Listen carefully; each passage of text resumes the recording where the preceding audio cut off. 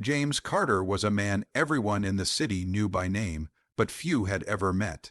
He was the kind of millionaire whose gates stayed closed, whose parties were attended only by the most powerful, and whose life seemed wrapped in luxury. Yet behind those gates stood a truth money couldn't fix. His only daughter, Lily, had been born with a rare condition that kept her from ever walking. From the moment she came into the world, James spared no expense trying to give her a normal life. The best doctors, the latest treatments, and endless therapies filled her schedule. Specialists flew in from across the globe. Each time, James would wait for the miracle they promised, but each time he left disappointed. Nothing worked. Lily grew up in a wheelchair, small and delicate, with big brown eyes that seemed to look past everything around her. She rarely smiled, barely spoke, and spent most days gazing out her bedroom window. James would watch her from a distance, his heart heavy. He had built an empire, commanded boardrooms, and shaped fortunes, yet he was powerless in the face of his daughter's silence. The mansion was filled with expensive art, shimmering chandeliers, and marble halls echoing with emptiness. James had everything but the laughter of his little girl. The sound he longed for most was missing. Over time, he stopped expecting change. He told himself it was enough to keep her comfortable, to make sure she wanted for nothing material. But deep down, a quiet ache lived in him. All the wealth in the world couldn't buy the one thing he truly desired, to see his daughter take her first step. He didn't know it yet, but life was about to bring someone into their world who would change everything. Maria arrived without the polished resume of the other nannies James had hired. She wasn't dressed in crisp uniforms or armed with a binder full of therapy schedules. Instead, she had warm eyes, a gentle smile, and a way of speaking that made even the cold marble halls of the mansion feel softer. On her first day, she wheeled Lily into the garden, ignoring the stack of medical exercises left by the previous caretaker. James, working in his upstairs office, glanced out the window expecting to see the usual routine of rigid stretches and clinical drills. Instead, he saw Maria sitting cross-legged in the grass, telling Lily an animated story, her hands flying in the air as she acted out each part. Lily wasn't looking past her or staring into the distance. She was watching, almost amused. Day after day, Maria returned to the garden with her new routine. She sang songs James didn't recognize, some in a language he couldn't place, her voice soft and full of life. She told stories of brave girls and magical places. And most strangely, she danced. Sometimes it was a slow sway, sometimes a playful twirl, and always she took Lily's hands as if inviting her into the rhythm. James found it odd. He had hired her to care for his daughter, not to play games in the garden. He told himself it was harmless, but it wasn't serious therapy. It wouldn't change anything. Still, he kept watching from his window, more out of curiosity than interest. Then one afternoon, he noticed something he hadn't seen in years. As Maria moved and sang, Lily's eyes lit up, not with polite acknowledgement, but with something deeper, excitement. It was small, fleeting, yet powerful enough to make James pause mid-task, his heart skipping in disbelief. The rain was coming down in steady sheets, drumming softly against the tall windows of the living room. James had been pacing in his study, restless from the storm, when he heard faint laughter, light, uncertain, but unmistakably Lily's. It was a sound he hadn't heard in so long that it made him stop in his tracks. Curiosity pulled him down the grand staircase, each step echoing in the quiet house. When he entered the living room, the sight before him rooted him to the floor. Maria was kneeling on the rug, her hands wrapped gently around Lily's. The wheelchair sat empty behind them. Lily's small legs trembled, her face pale but determined, her wide eyes locked on Maria's encouraging smile. "Just one step, sweetheart. You can do it," Maria whispered, her voice steady, as if she truly believed it. James felt his chest tighten.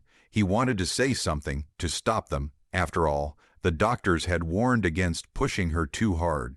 But before the words could leave his lips, Lily moved. Slowly, shakily, she lifted her right foot and placed it in front of her. Her whole body wavered, but Maria didn't let go. "That's it," Maria said, her voice breaking with emotion. And then, impossibly, Lily took another step. Tears rolled down Maria's cheeks as she held Lily upright, her joy uncontained. But what struck James even more was the expression on his daughter's face, bright, open, and radiant. She was laughing, a clear, ringing sound that filled the room and seemed to wash away years of silence. In that moment, James felt as if the entire world had shifted. His daughter wasn't just standing. She was alive in a way he had never seen before. James stood frozen, his heart pounding as the reality of what he had just seen sank in. His daughter had actually walked for the first time in her life. Emotions he hadn't felt in years surged through him. Shock, joy, confusion, and a desperate need for answers. How? He finally demanded, his voice trembling more than he expected. How did you do that? What did you do that no doctor could? Maria still knelt beside Lily, her arms wrapped protectively around the little girl. She looked up at James, her eyes shining but calm. "I'm not a doctor, Mr. Carter," she said gently. "I didn't heal her. I just believed in her." James frowned, as if the words didn't make sense. Maria continued, her voice soft but certain. "Every day I told Lily she was strong, that her legs could hold her, that she was meant to move, to dance, to run. I didn't focus on what she couldn't do. I focused on what she could, even if it was only in her heart at first." Lily leaned into Maria's shoulder, smiling shyly.